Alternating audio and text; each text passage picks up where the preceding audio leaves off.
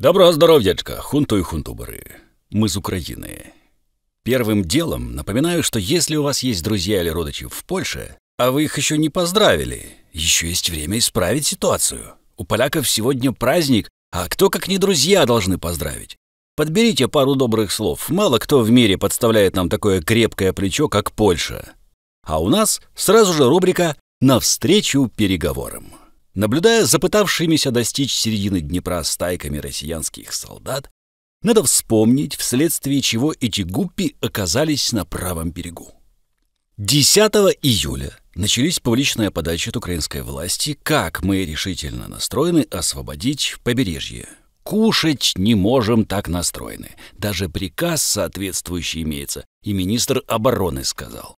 Полупублично и между всех возможных строк доводилось, что подвиг нужно совершить к 24 августа, что мотивировало российскую сторону к действиям по насыщению правого берега военными организмами, причем наиболее боеспособными.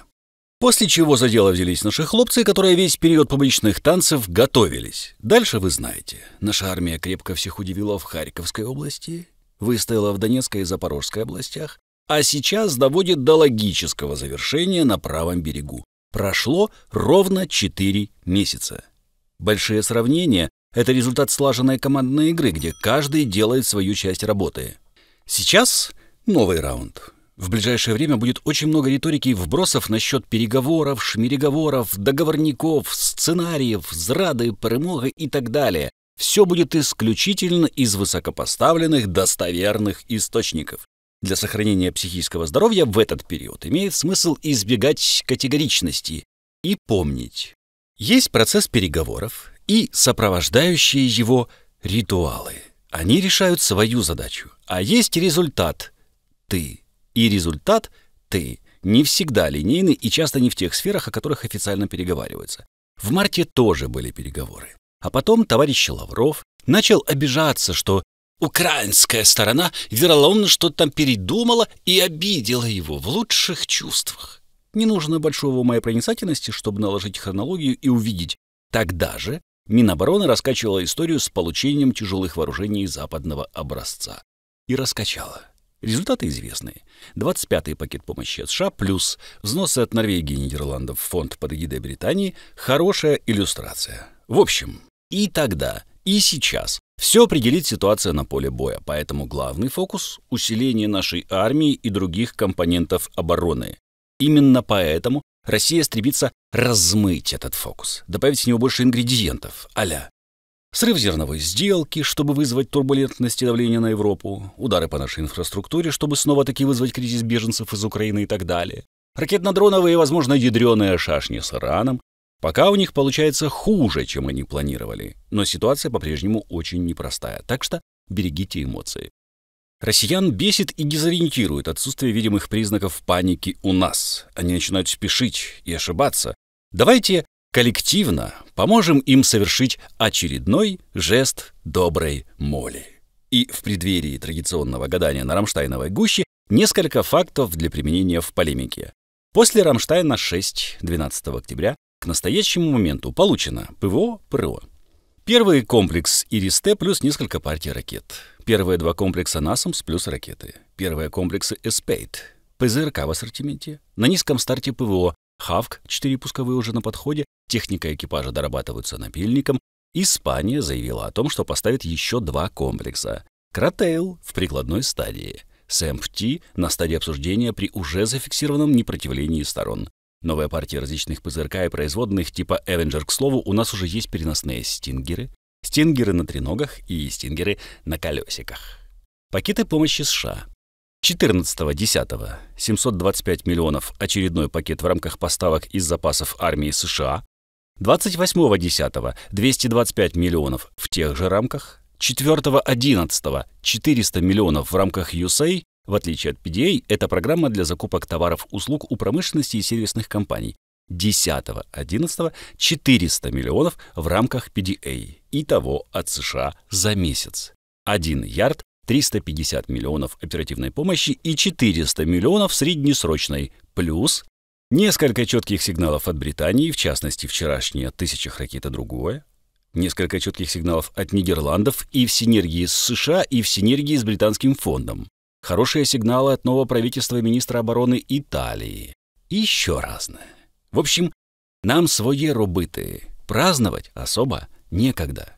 Да и в целом, Россия хочет мира? Не, она хочет комфорта. Это чуть другое. Подмена понятий происходит во всем. России выгодно. Нам, наоборот, как назло. Как я слыхал, на переговорах обычно должно быть или равномерно, или в сторону сильнейшего, то есть нас. По пунктам все разберу, сами удивитесь. Проблема один. Зачем нам это? Вы видите уникальное позорище. Агрессор влез, выгреб по полной и захотел мириться. Все понимают, что любое перемирие он же и нарушит. Прекрасно понимают. Но удобный мир пятиминутка на сейчас, увы, много кому нравится. Хоть за это сейчас и придется заплатить с процентами потом. Давайте Россия выведет войска, но не отовсюду. А то великий полководец как будет выглядеть? Вам что, его не жалко? Нам?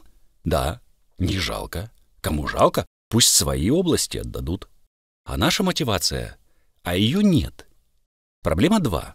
Зачем обманывать себя, если сама Россия намекает на причины мизомирства? Серьезно, Кремлю даже врать лень. Враг зовет кого попало, не скрывая. Он нас ненавидит, а посредник нужен строго под новое Наутоилово. Ну так ненавидь на свое здоровье. Многоходовочки не по адресу. Ой, король Бахрейна готов быть посредником. Кстати, Украина девка Запада, ее надо бы распылить. Ой, президент Гвинеи-Бисау посредник, так пойдет? Между прочим, вас Ленин придумал. А еще вас надо распылить. Эрдоган, вот уже готов Эрдоган. Украинцы, вас как делить, вдоль или поперек? Киньте монетку. Потом в бункере обнаруживают, что его не слушают. Топают ножкой. Эй вы, да как вы смеете Путина за кораблем посылать? Мы всего лишь хотим мира, а еще вас распылить. Вот же странные, мириться не желают. Это не мир. Проблема 3. Постановка вопроса. Нам предлагают сделать так, что Путин сохранил лицо, набрал пушечного мяса и напал снова, а потом снова сохранить ему лицо. И еще раз, так до тех пор, пока Скалинстовато не наиграется. План понятен, но мне он как-то не нравится. Все так же упорно не вижу выгоды для нас. Как выглядит наша выгода? Объясняю. Империя уходит прочь, остается под санкциями и пикнуть не смеет об их полном снятии. Платит репарации, получает бан на ряд занятий, а главное – демилитаризацию пояса безопасности возле нашей границы. Все остальное – чей-то комфорт в обмен на нашу безопасность. Наша выгода, чтобы Россию кусюкали изнутри собственные противоречия. Так, стоп. А наше перемирие захотела? Вот цена. Не нравится? Дорога для корабля свободна. Выгодные нам переговоры. Те, на которые Россия точно не захочет пойти. Вот как бы и все. Проблемы метрополии маму не волнуют. Если мама побеждает метрополию и дарит им пару областей, чтоб те угомонились на пару лет, это у вас с логикой что-то. Их комфорт за нашу безопасность.